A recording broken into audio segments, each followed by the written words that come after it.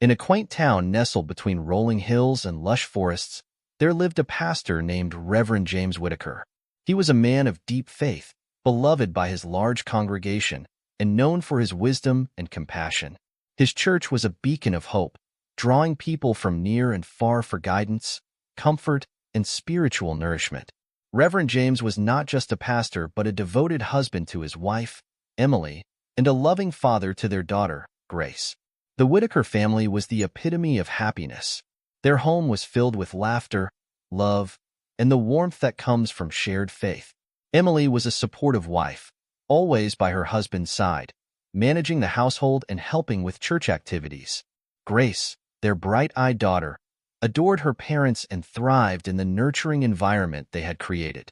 Life was good, and Reverend James often thanked God for the blessings he had been given. As a pastor, James had a busy life, constantly attending to the needs of his congregation. People sought his counsel on all matters: marriage, grief, career, and personal dilemmas, and he was always ready with a listening ear and wise advice. He was fulfilled in his role, knowing that he was making a difference in the lives of others. However, the demands of his ministry sometimes kept him away from home for long hours. He trusted Emily completely, believing that she was as content as he was with their life together. One evening, as James was preparing his sermon for the upcoming Sunday, his phone rang. The voice on the other end was unfamiliar, gruff, and unsettling. "Pastor Whitaker," the man said, "your wife is not who you think she is." James felt a chill run down his spine.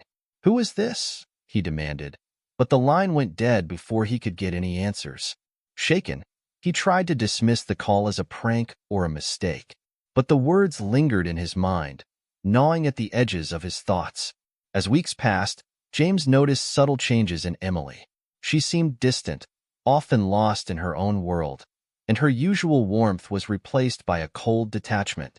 She started coming home late, sometimes missing Sunday services altogether, something she had never done before. James was so engrossed in his ministry that he failed to see the full extent of her withdrawal, convincing himself that she was just tired or stressed. One day, while at home, James asked Grace if she knew where her mother was. The little girl shook her head, her innocent eyes reflecting concern. James tried calling Emily's phone repeatedly, but there was no answer. When Emily finally returned early the next morning, she seemed flustered and offered a vague excuse about visiting a sick friend. Her behavior was strange, but James, not wanting to confront her, chose to believe her words. Months passed, and Emily's actions grew more erratic. She would leave the house without explanation, sometimes not returning until the next day. Large sums of money began disappearing from their joint account, and when James asked her about it, she brushed him off with flimsy excuses. The once strong bond between them was unraveling, and James felt helpless, unable to understand what was happening to his wife and their marriage. One afternoon, a member of his congregation, a woman named Martha, came to him for counseling. Her voice trembled as she spoke. "Pastor, I don't know how to say this, but I saw something disturbing. I was out of town last weekend, and I saw your wife with a younger man. They were going into a hotel together. I thought maybe it was a mistake, but then I saw them kissing." James's heart sank. He felt a wave of shame and disbelief wash over him. "Thank you for telling me, Martha," he said quietly. "I'll pray about it." That evening, James confronted Emily. His voice was steady, but his heart was breaking. "Emily, I need to know the truth. Martha told me she saw you with another man. Is it true?" Emily's eyes flashed with anger. "Martha is lying," she snapped. "She's jealous of me, jealous of us. She wants to take my place as your wife, James. Can't you see that?" James wanted to believe her, but doubt had taken root in his heart. He decided he needed to find out the truth for himself. One night, when Emily said she was going out, James followed her. He kept a safe distance as she drove out of town and stopped at a small, secluded hotel. James watched in disbelief as Emily met a young man in the parking lot, and together they walked into the hotel. His heart pounded in his chest as he followed them inside. When he saw them enter a room together, he could no longer contain his anger and sorrow. James confronted Emily in the hallway. "What are you doing, Emily?" he cried. "Why are you doing this to us?" For a moment, Emily looked shocked, caught in the act. But then her expression hardened. "I don't care anymore, James," she said coldly. "I can't stop. This is who I am now." With that, she turned away, leaving James standing alone, his world crumbling around him. In his despair, James decided to retreat to the mountains to seek God's guidance. He left Grace in the care of a trusted friend and spent 7 days fasting and praying, asking God for answers. On the last day, exhausted and broken, James had a dream. In the dream, he saw himself as a young man, handsome and full of potential. He remembered how wealthy older women had pursued him, offering him money in exchange for his company.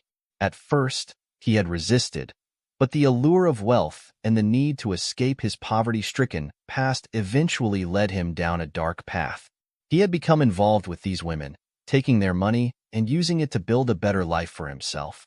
But in doing so, he had destroyed the lives of others, their husbands, who had suffered in silence, their families, who had been torn apart by betrayal. When James awoke from the dream, he was overwhelmed with guilt. He realized that his past sins had never truly been forgiven, that the pain he had caused others was now being visited upon him. He wept bitterly, crying out to God for forgiveness, not just for himself, but for the homes he had destroyed. James returned home, his heart heavy but determined to make amends. He sought out Emily, pleading with her to forgive him for his past and to find a way to save their marriage. But Emily was too far gone, too entangled in her new life to care. She had become addicted to the thrill of her affairs, unable to stop even if she wanted to.